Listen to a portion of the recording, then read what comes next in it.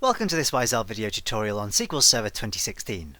This video is designed as a quick introduction to using the YSL Movies database, which is an example database that we use in most of the other video tutorials on this site.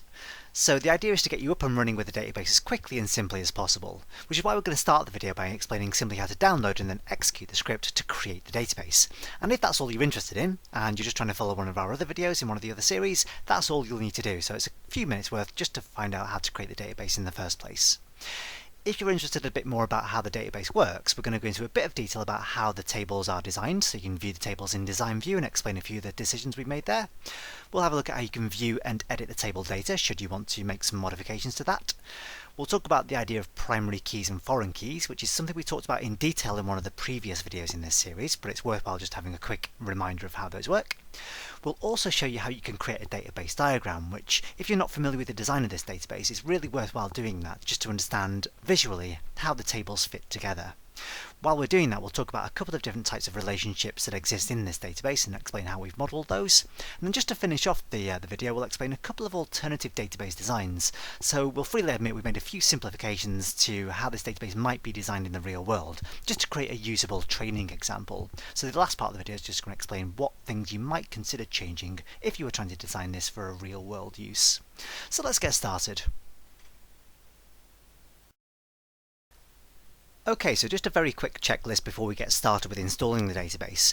You'll of course need to make sure that you've installed some sort of version of SQL Server, so preferably SQL Server 2016 Developer Edition, as we've been explaining how to do throughout this tutorial so far. So if you haven't done that already, then there's a video here as part of this playlist that explains exactly how to do that.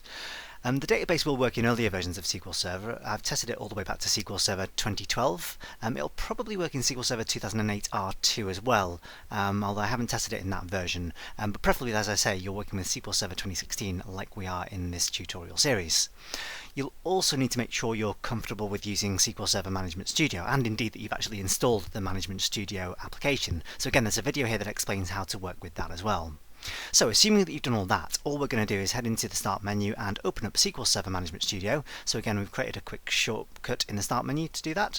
If you haven't got that shortcut like I've created in my Start menu, in Windows 10 you should find it in the main list of programs, so there should be a SQL Server 2016 folder, and in there should be a Microsoft SQL Server Management Studio link. So any of those shortcuts you can click, and when the application does finally load, we'll be able to connect to the instance of SQL Server that we installed in the first video of this series. So I've called it SQL 2016 Training. So if I click the Connect button on the dialog box, that'll connect to my SQL Server instance. Now if you have any previous copies of the Movies database installed, you'll need to remove those first of all. So you may have downloaded a script from a previous video which installs an older version of the Movies database. So just have a quick check in the databases folder, and if you do have a Movies database, you can simply right click on it and then just choose Delete, and then click OK on the dialog box to delete that database. You should already have the script that recreates that if you didn't want to delete it permanently, or of course you could always just back up the database so you could restore it later on. And again, there's a video that explains exactly how to back up and restore databases should you have wanted to do that. So, having deleted the existing copy of the Movies database, you can now go away and download the new copy. So I've put a link in the video description that you can use to download the new script file, and I've actually stored mine in my Downloads folder. So just to show you quickly where that is, if I hold down the Windows key and press E to open up a Windows Explorer window, and if I go into my Downloads folder, I've got a Create Movies Database 2016 zip file that I've just downloaded.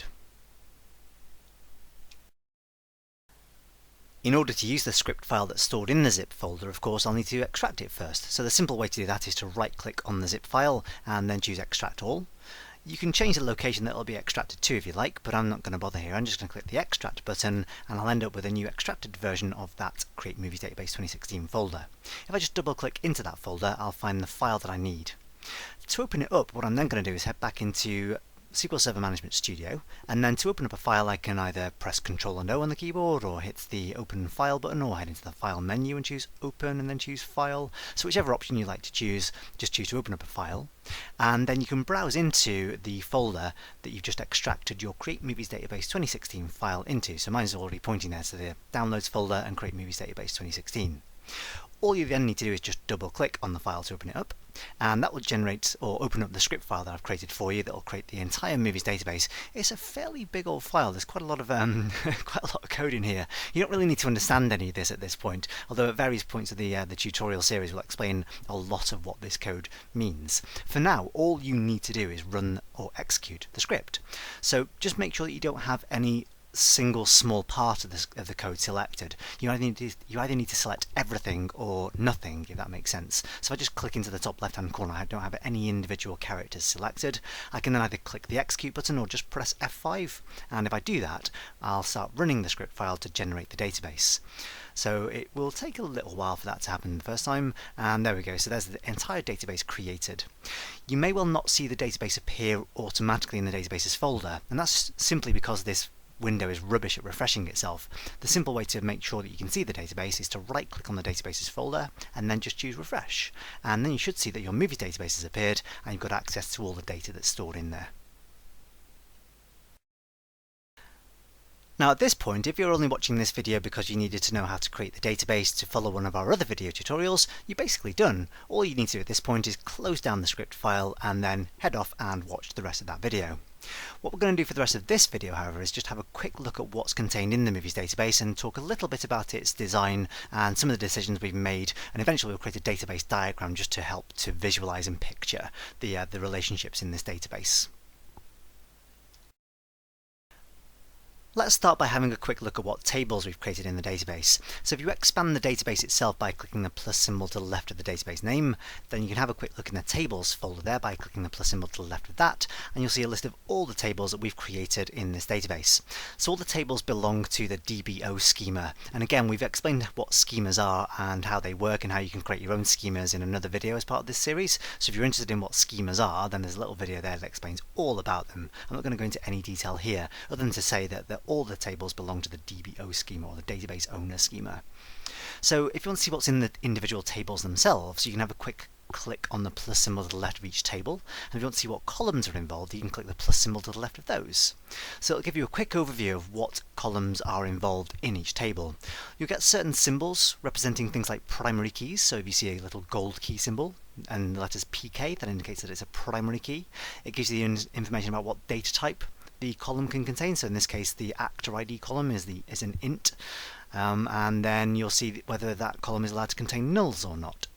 Again, we've explained all these ideas in the video on database design principles. So there's a video here about designing and creating relational databases.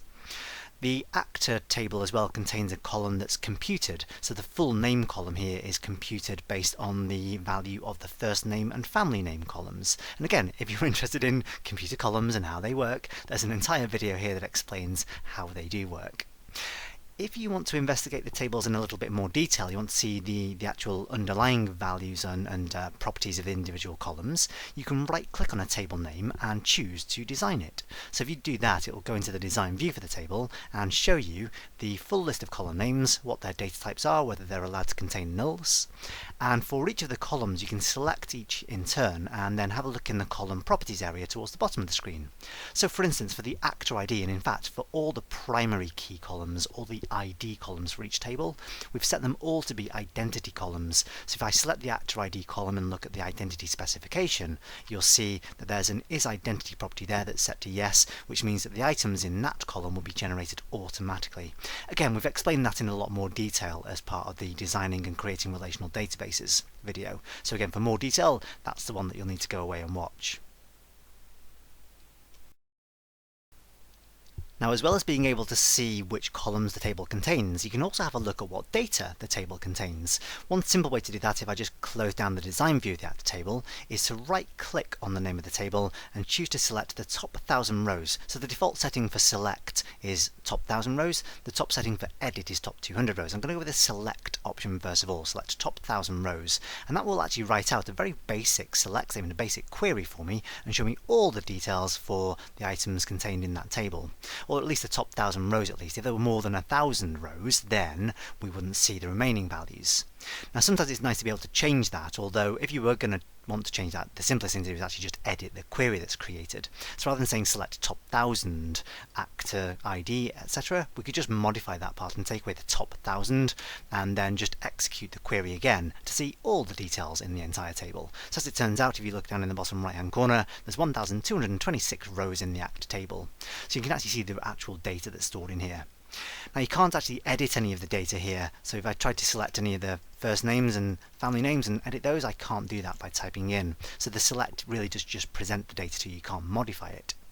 Should you need to modify any data, and you shouldn't really need to, it's reasonably accurate, or as accurate as I could make it based on the data that I had to hand. If you did want to edit any data, you can close down the query that you used to select the information. Don't bother saving it, just click no on the dialog box that pops up, and you could right click on the actor table and then choose edit top 200 rows. That's a little bit more restrictive, of course, editing just the top 200 when we know that there's over 1,000 or 1,200 records in the actor table. So you can see the data here. I can, if I really wanted to, edit the data. So I could change Tom Cruise to, I don't know, let's call him Tommy Cruise instead. You'll notice there's a little pencil icon, a little edit symbol appears in the left hand column, this little grey column. If I click away from that row, that's now updated Tom Cruise to Tommy Cruise, and you'll see his full name has been calculated now automatically as well. So he's now Tommy Cruise rather than Tom. I don't really want to do that, so I'm going to go back and change him back to Tom Cruise. I don't think he'll be very happy with being called Tommy, so let's call him Tom Cruise again. So if you should need to modify the number of rows that you edit, well, ordinarily you wouldn't actually edit data using the table view in SQL Server Management Studio. There are much better ways by writing code to edit data, but should you actually need to do that, should you need to be able to edit all the rows in a table, let's have a quick look at how you can change the settings to do that. Let's just close down the table in design view and look at some of the basic settings of SQL Server Management Studio.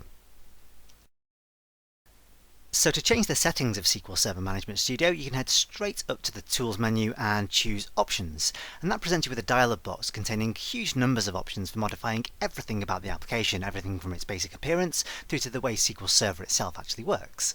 So you may have noticed just then actually that when I was looking at the table design view, the font size was smaller than when I was looking at editing the data in the table view. And the reason that's the case in my particular version of Management Studio is because I've modified the fonts and colours for certain elements of the environment. So in the environment section here, I've gone to the fonts and colours section, and I've changed some settings, not for the text editor, which is the default option up at the top, but for the table and database designers and query and view designers. So when I was looking at the table design view, I've been using the default font size there of size 9. But when I was looking at the query and view designers, so the editing the text in the table, I've got this font size set up to 14. So should you want to modify any of those, you can happily just edit those in the dialog box. Now the option that I wanted to change here to modify the number of rows that we see in the table view when I edit data was in the SQL Server Object Explorer section. So if I scroll down to the bottom there and click on the SQL Server Object Explorer node, you'll see there's a couple of options here for table and view options. So it gives you the options for select top rows and select or edit top rows commands. If I wanted to edit all the rows in a table, what I need to do is just specify that as 0. So you can see actually you get a little hint about how to do that. So if I enter the value 0 here and then click OK, when I right click back on the actor table again, I'll see that I can now edit all rows rather than edit the top 200. So if I choose that option now, I'll get all, eventually, 1226 rows. I don't actually want to edit any data as it stands, so I'm just going to close down my actor table again. And should I want to go back to the original settings, I can either do it manually by going back to Tools and then Options, and then I can set that back to 200. And then when I click OK, that will set the setting back to its original. If I just wanted to change all of my settings for the application back to their original settings, I can choose Tools and then Import and Export Settings. So if I were to do that and then choose Reset All Settings and then click Next, I can choose to save my current settings if I really wanted to, but in this case I don't care, I haven't really changed much. If I just choose No, I just reset the settings and overwrite my current settings and then click Next, I can choose to default to a couple of different types of settings. So I'm going to go back to the old school SQL Server 2008 R2 compatible settings. This enables a few keyboard shortcuts that are particularly useful if you're used to using older versions. So I'm going to choose that particular option, then click Finish, and then that'll run through a little wizard to reset all the settings of the application back to their original factory defaults, effectively. Oh, I've got a couple of errors there. So apparently the keyboard shortcut that wasn't available to be bound, that's been ignored. That's okay, I never use that one anyway. So I'm just going to click the Close button to finish the wizard, and I should see a couple of things happen. So I changed the width of different windows, brings back a window that I didn't really want to see, the properties window, so I can close that. If I had a quick look, if I right click on my act table and choose Edit Top 200 Rows, I should see that the font size has been reset back to its original font size rather than the larger 14 points that I'd chosen earlier on. So you can always get back to the original factory default settings by following that technique. Now, most of the tables in this movie's database are at least as simple, if not even more simple, than the actor table. So all the tables have a primary key column, so a unique identifier for each individual row, but most of the tables are actually somewhat simpler. They have fewer columns apart from the ID column. If I just collapse the columns folder and collapse the actor table and pick on, for instance, the certificate table, look in the columns folder there, you've got just a certificate ID and a certificate column. There are fairly few rows in there as well. If I right click the certificate table and choose Edit Top 200 Rows, there are nowhere near 200 rows available. There are only 7 in total. So we're using the BBFC ratings, so the British Board of Film Classification ratings. So if you're watching in the US and you're not seeing things like PG-13, it's because we're using the UK ratings for this particular database. Similarly, we've got a country table, so I can right click on the country table, or if in fact, let's just have a quick look at the columns first. You've got a country ID and a country. I can right click on that and choose Edit Top 200 Rows. Nowhere near 200 countries in the database. I've only added countries for which we've added films, so you'll see that there are only 20 countries in the entire database. And that's kind of the theme for most of the tables. So director is fairly similar to actor. There are a few more columns, like a first name and family name and a computed full name. And then we've got, I'm just going to skip over the film table for the moment. We've got a genre table with a couple of columns in there. Quick look in there, there's not that many genres. If I look at editing the top 200 rows, again there's about 24. There's a specific genre there reserved just for the Twilight movies. So I've got a genre of awful, which only the Twilight movies sit in. So we'll have a look at that a bit later on in the series when we start writing queries. And I can just close down that table. And likewise for the, sorry to bore you with this, but the language table, again, fairly simple, a couple of columns in there. And then the studio table, I'm going to skip over the role table for the moment. And the studio table, again, similarly simple, just 2 columns. So I skipped over 2 tables there, the film table and the role table. And the reason I skipped over those was because these are somewhat more complex. If I expand the film table and then expand the columns folder in there, you see it's got a lot more columns. It's got its traditional ID column, which is the primary key, but it's also got a lot of silver keys, the foreign keys. We're using letters FK. Now again, we talked about foreign keys in a lot of detail in one of the previous videos on designing and creating relational databases. So again, lots more information in that video there that explains how this all works. But essentially the idea here is that for a film, we've got a director ID, which is a foreign key. So for each film, we're storing the ID number of the director who made that film. So for instance, if I were to right click on the film table and choose to edit the top 200 rows, you can see the top film in the list there. The first one that I added in there was Jurassic Park, and its director ID is the number 4. That corresponds with the ID number of a director in the director table. So if I want to see who that director actually is, I can right click on the director table and choose Edit Top 200 Rows. And if I look for the number 4 in the director ID column, there it is, that's the first one in the list. The first director in the list, ID number 4, is Steven Spielberg. There's his date of birth, his as yet unfulfilled date of death, fortunately, and then there's his gender as well. So we've got lots and lots of these foreign key relationships in our database. You can see that for the film table, many of the columns contain just numbers. So I've got a studio ID, a country ID, a language ID, genre ID, etc. Now it's kind of difficult to picture this sort of information just looking at the raw details of the underlying tables. What helps to understand the relationships in a database is to draw a database diagram. So let's have a very quick look at how we can generate a database diagram to represent the relationships in this movies database. Now again, we talked a lot about creating database diagrams and spent quite a lot of time doing that in one of the previous videos, so part 6, designing and creating relational databases.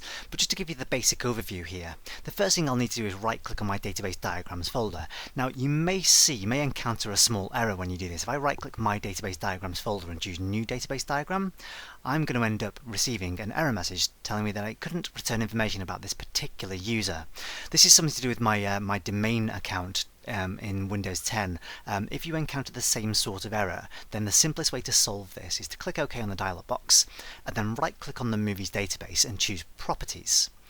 On the dialog box that appears there, head onto the Files page and then just change the owner of the database to the user for the domain to the default System Administrator account, so just SA, sysadmin or System Administrator. So just change the owner to SA, then click OK. And then what you should be able to do is right click on the database diagrams folder and choose new database diagram. You'll probably receive another message at that point, not an error message at this stage, just a warning message or an information message informing you that you'll need to create some new objects in order for diagrams to be created. So just click yes when that happens and you'll eventually end up in this screen allowing you to add tables to the diagram. So at this point, if I just want to create a diagram that involves all the tables in the database, the simplest thing to do is click and drag a selection box that encloses all the tables, and then just click the Add button. If you wanted to, you could create a diagram that involves just a few tables from the database, but for such a simple demonstration database, it's just as easy to include everything at the same time. So I'm going to click the Add button there, and that will add in all the tables of the database into the diagram. At that point, I can close down the Add Table window. If you had closed down the table window and you actually hadn't included all the tables, you can easily bring that back by just right-clicking somewhere in the background and choosing Add Table, and that will provide you with a list of all the tables that you haven't yet included in the diagram. But as we can see, I've included everything at the first try. So I'm going to close down the Add Table window again. Now you'll see that there's a lot of relationships, or these lines here representing relationships drawn between the different tables, and that's because all of the tables in our database already contain the foreign key information. So looking back in the film table again, of course, we've got all these columns containing their foreign key information. So the previous video that I explained about the part 6, designing and creating relational database, explains how you can create those relationships in the first place. But for our example, of course, we've already got those created. So what we really need to do here is just rearrange the diagram so that it looks a little bit more sensible. So let's just have a really quick go at rearranging some of the tables here. I'm going to move the Act table down to the bottom and then the Role table across to the right.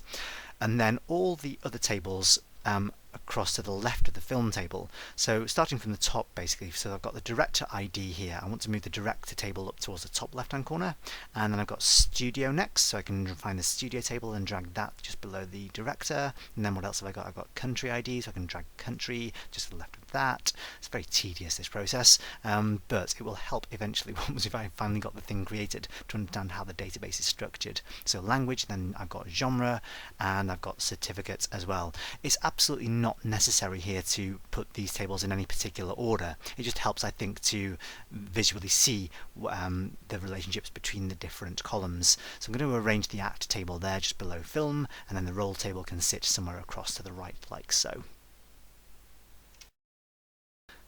Now you'll notice, of course, that although we've got relationship lines indicating that one table is connected to another, those lines don't actually point to anything like the correct columns. So I've got currently the gender column pointing to somewhere in between the release date and the director column for the film table. That's not important at all. The information about this particular relationship is all contained within the table design. So the diagram view is really just meant as a visual representation of that, of course.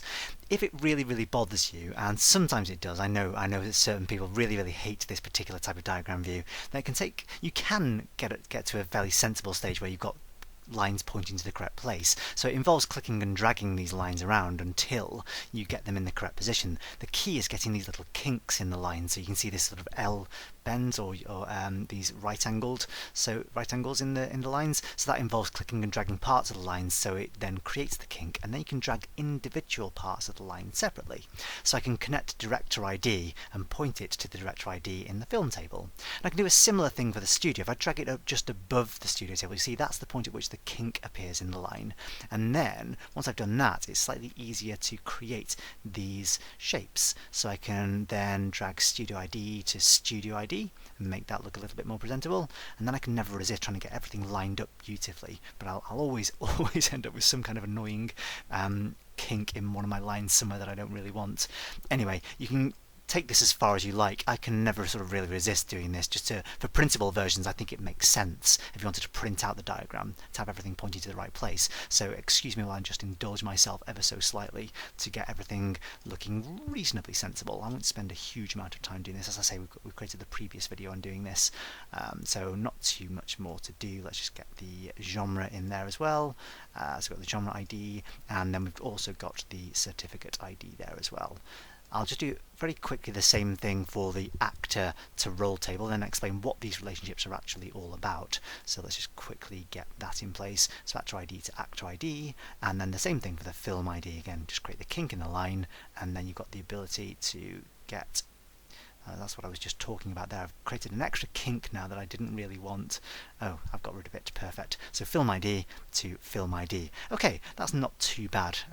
Sorry to bore you with doing that, but I wouldn't be able to sleep tonight until I'd got all these lines pointing to the right place, and I almost missed a couple there. Okay, perfect. Now, having just gone to all this effort, it's probably worthwhile quickly saving your diagram before things get all messed up again. So let's just have a quick save of that diagram. Sometimes you'll have databases which are so complex, you'll have multiple different diagrams in your database. So you might want to represent just one tiny part of the database relationships. But in this case, we've just designed the entire database. So I'm going to call my diagram Movies Relationships. The reason you have to create the diagram, by the way, in the first place is the reason I didn't include it in the script is, well, because you can't. It wasn't just pure laziness on my part. You can't script the creation of a database diagram. So the important thing is that the table designs contain the information about the foreign keys. That's the really, really key thing there. No pun intended there, key thing. The actual creation of the database diagram itself you have to do manually, sadly. So that's why I've had to do this again once I've created the database. But you do only have to do this once. Once you've created the database and saved the diagram, that diagram will sit there, and there's my movies relationships diagram sitting in this database. So now that we've created the diagram, what exactly does it show us? Well, again, if you've watched the previous video, video number 6 on relational database design, then you'll know exactly what this diagram is actually trying to show us. It is showing us that we have got a whole bunch of one-to-many relationships in this database. So when I say one-to-many relationship, what I mean by that is that at one end of the relationship, so the end that has the key symbol, the primary key symbol, that indicates that the items in that table exist once and once only in the database. So the director ID in the director table, each director ID only appears once in that table. So Steven Spielberg, we know, has a director ID of the number 4. We know that the number 4 only appears once in the entire director table. At the other end of the relationship line, there's this little sort of drunken 8 symbol, kind of like an 8 that's fallen on its side. It's a symbol for infinity. So that represents the many end of the one-to-many relationship. What that tells us is that the director ID in the film table can appear many times. So, thinking in real world terms, we know that Steven Spielberg can direct more than one film. So he exists once as a person, as an object, as an entity, but he can direct many films, so his ID and his credentials and his details can appear many times in the film table. And that's exactly the same idea for each of the other relationship lines. So each studio exists once as a single entity and once in the studio table, but it can appear many times in the film table because each studio can produce many films. Each country exists once but can have many films made in it. Each language exists once but can have many films again made in that language. Each genre exists once but can have many films in that genre. So sadly there are multiple awful Twilight films, all equally awful. And then there's a certificate, of course, so many films can be made for each certificate. We've got a slightly more complex relationship between films and actors. So in the real world, you've got a single film can have many actors starring in it. I can't think of many films where there's only a single person. Maybe Moon, that's pretty much just got, well no, there's a couple of people in that even. There's one film can contain many actors, but one actor can also play a role in many films. So people like, sadly, Hayden Christensen have got roles in multiple films. So in the real world, you've got what's referred to as a many-to-many relationship. One film can contain many actors, and one actor can play a part in many films. Now, database design, relational databases hate many-to-many relationships. Effectively, there's no such thing as a many-to-many relationship in a database. The way that you model those real-world situations is by creating something called a junction table. So that's what the role table here represents. It's a junction between a film and an actor. So it's a unique combination of an actor playing a part in a particular film. It also handles, of course, the idea that one actor can play multiple parts in the same movie. So you'd have a separate item, a separate row in each, a separate row for each role in the role table, with a combination of the film in which the role was played and the actor who played that part.